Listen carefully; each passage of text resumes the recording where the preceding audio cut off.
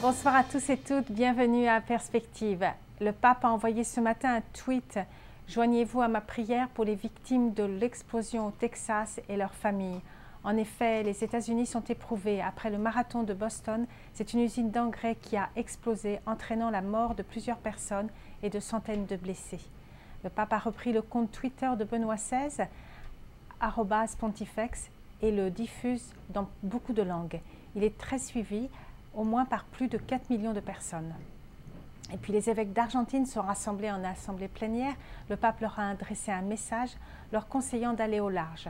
Une église qui ne sort pas d'elle-même, écrit le pape, tôt ou tard tombe malade dans l'atmosphère viciée des pièces dans laquelle elle s'est enfermée. Durant la rassemblée, les évêques ont publié un communiqué intitulé « Justice, démocratie et constitution » demandant plus de démocratie. Et toujours en Argentine, le pape a aussi exprimé sa solidarité avec les mères et les familles argentines, notamment celles engagées dans l'association des mères de la Place de Mai, qui dénonçaient la disparition de leurs enfants durant la dictature et qui continuent en mémoire pour les disparus. Le pape demande à Dieu la force de lutter à la place qui est désormais la sienne pour éradiquer partout la pauvreté et faire cesser la souffrance de tant d'êtres humains. Le père Federico Lombardi, directeur de la salle de presse du Saint-Siège, a reçu un prix de la compagnie d'assurance Allianz pour ses capacités de communicateur et pour sa fermeté et sa compétence. Le père Lombardi, dans ses remerciements, a souligné que son rôle était très créatif et qu'il lui demandait de s'adapter au style différent du nouveau pape qui est très direct. Et en Égypte, des agressions envers des fidèles entraînant la mort de 2 personnes ont eu lieu lors des funérailles de chrétiens dans la cathédrale Saint-Marc au Caire. Monseigneur Kyrillos William Samam, évêque copte catholique, dans une entrevue avec l'Aide à l'Église en détresse, a fortement réagi car c'est la première fois que la cathédrale est la cible d'attaques. De plus, il a condamné les agressions contre des coptes orthodoxes début avril. Le patriarche copte souhaite rencontrer le pape François prochainement.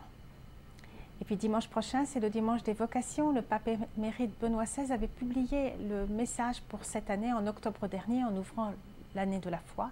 Le titre dit l'essentiel de ce message, les vocations, signes de l'espérance fondée sur la foi. Il y souligne que les vocations sacerdotales et religieuses naissent de l'expérience de la rencontre personnelle avec le Christ, dans un dialogue sincère et confiant avec lui pour entrer dans sa volonté. Ce message dans son intégralité sur notre site ciel-et-lumière-tv.org. Les diocèses appellent à prier pour les vocations ce dimanche. À Québec, sur le site du diocèse se trouvent différents témoignages de jeunes engagés. Dans le diocèse d'Ottawa aussi, avec des pistes de prière à voir sur le site mavocation.ca. Et à Toronto, l'organisme des vocations Serra organise une journée avec Monseigneur Wayne Kirkpatrick, évêque auxiliaire de Toronto, qui célébrera la messe à la paroisse Sainte-Agnès.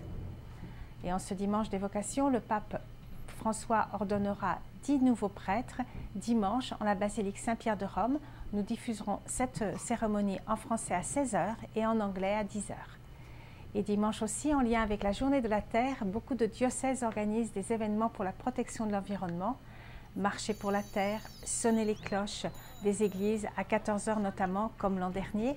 Occasion aussi d'approfondir le nouveau texte des évêques sur bâtir une nouvelle culture et qui parle d'environnement. Et l'organisme L'Église verte donne aussi des pistes de réflexion et d'action. Voir le site égliseverte.ca.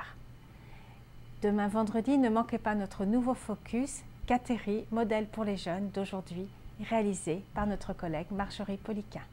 Voilà, c'est tout pour aujourd'hui. À la prochaine.